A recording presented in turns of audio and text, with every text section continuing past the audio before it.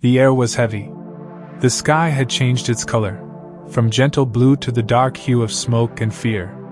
Even the birds had vanished, leaving the valley in strange silence. The wind carried the scent of rain, thick and metallic, as if the heavens themselves were breathing in before a scream. Aru stood on the cliff above the river. The water below churned, swollen and restless.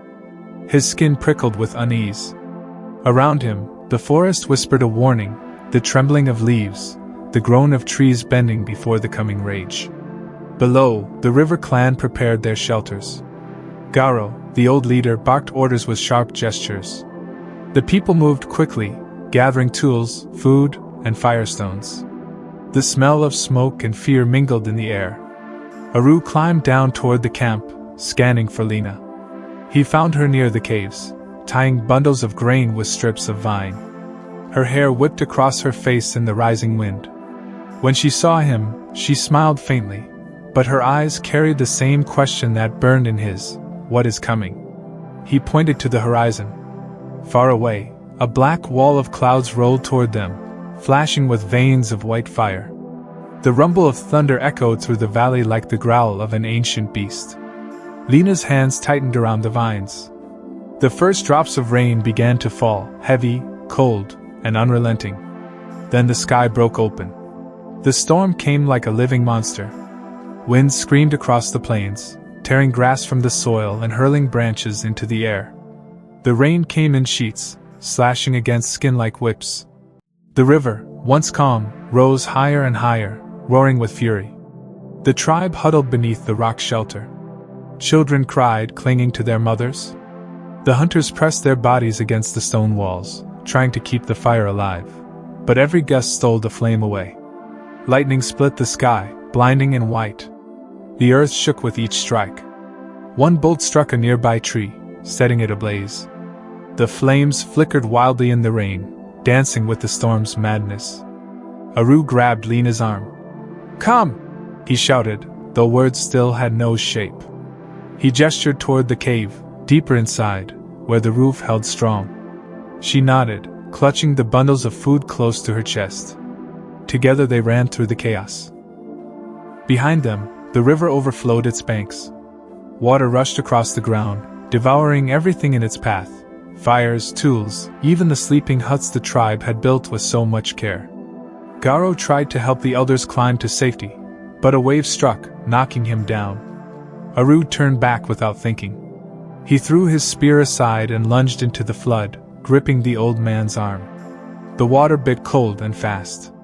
For a moment, both were dragged under. Lena screamed, her voice lost to the storm. Aru surfaced, gasping. He pulled Garo toward a rock, pushing with all his strength. His muscles burned, his lungs screamed, but he did not stop until the elder was safe. Only then did he look for Lena. She was gone. The world blurred. Rain stung his eyes. "Lena!" he cried, his first true word, torn raw from his throat, half sound, half soul. It vanished into the wind. He stumbled through the rising water, searching. Lightning flared, revealing her figure, a shadow near the fallen tree, trapped by a tangle of roots. He ran. The current nearly swept him away, but he fought it with all the fury of life itself. Reaching her, he tore at the roots, his hands bleeding. She struggled to breathe, her eyes wide with terror. Another flash of light illuminated her face, mud-smeared, trembling, alive. Aru freed her leg and pulled her close. Together, they clung to the fallen trunk as the river roared past. For a long moment, the storm swallowed them whole. The sky, the water, the earth, all became one violent voice.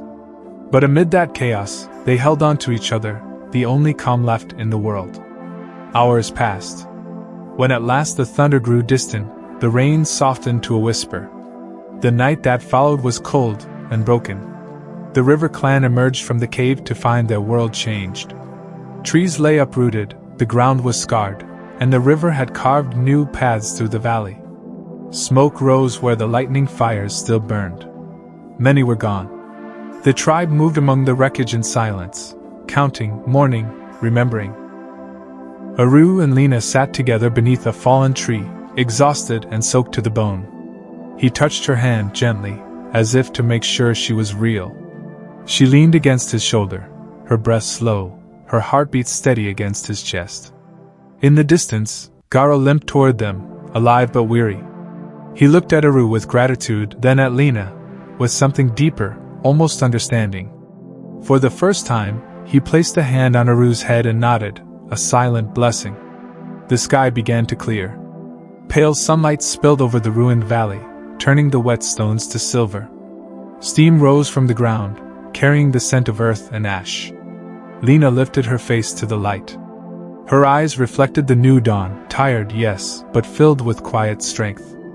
Aru watched her and felt something stir in his chest, not just relief, not just affection, but all. The world could break and rebuild, storms could rage and die, but something in her eyes remained unbroken. He brushed his fingers across her face, tracing a line of dried mud from her cheek. She caught his hand and held it there. No words passed between them, but in that silence, a truth was spoken that no language could ever capture. Love was stronger than fear. That night, the tribe lit their fires again. The flames burned low, fragile but alive. Children slept close to their mothers, elders whispered prayers without words. Aru and Lena sat side by side, watching the embers dance. Above them, stars reappeared one by one, shimmering like ancient witnesses. The storm had taken much. But it had also given something back, something invisible, something eternal. It had given them each other.